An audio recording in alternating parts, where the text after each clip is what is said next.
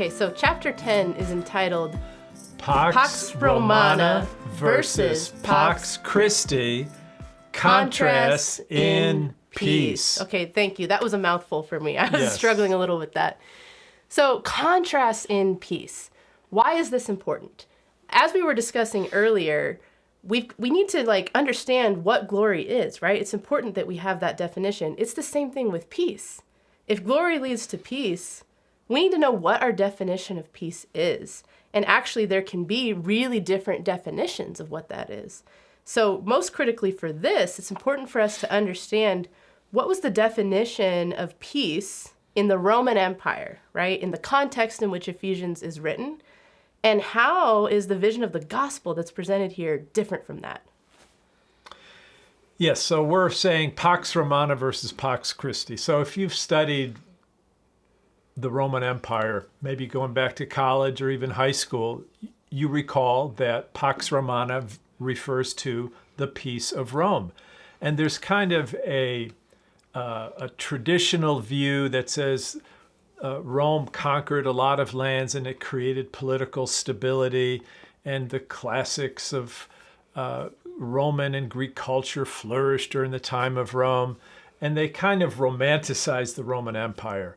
What we're saying is not so fast, because Pax Romana was more a term that was like propaganda than it was an actual reality. Yes, there was political stability across large swaths of the Roman Empire, but that political stability was very much enforced by a Roman army that was brutal, that was bloodthirsty, that conquered lands, that stole, that murdered. They built Roman arches all across the Roman Empire to celebrate how many people they could kill and conquer as a Roman army. So the context of the New Testament is the Roman Empire, and it is a peace that is enforced by the threat of violence or actual violence. So that's really important. When we're looking at Ephesians 2 and this text about the peace of Christ, it's being communicated in the context of a very brutal and violent empire.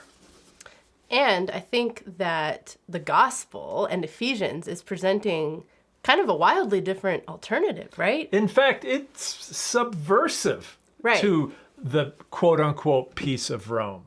Yes. And kind of troublingly, there's many aspects of the Pax Romana or the peace of Rome that we can kind of see people thinking like that, and it's sort of alive and well today, that somehow we need violence for peace, right? Yeah. But what we find when we look at the early church, George Kalantzis from Wheaton has done a study. He went and read every single document that we have from the early church until 312 AD. And what he found was that there's not a single instance in which violence of any kind is justified by early Christianity or participation in state power, which is maintained through violence.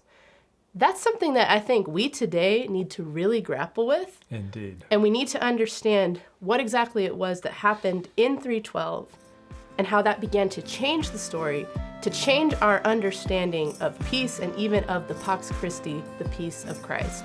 That's what you'll find out about in this chapter.